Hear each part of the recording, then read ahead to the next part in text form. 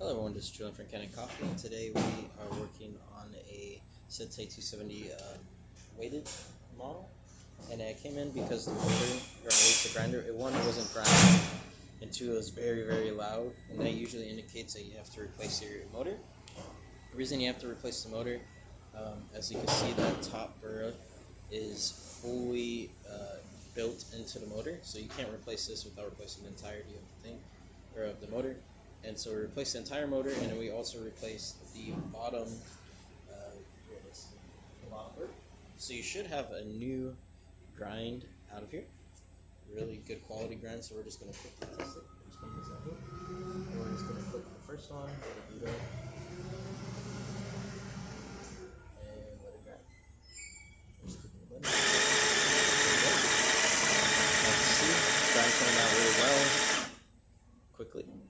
And yeah, and you have yourself some freshly ground coffee. That's about it for this repair. If you like this video or any of our other repairs on our channel, leave a like, subscribe, hit the bell. Thanks for watching.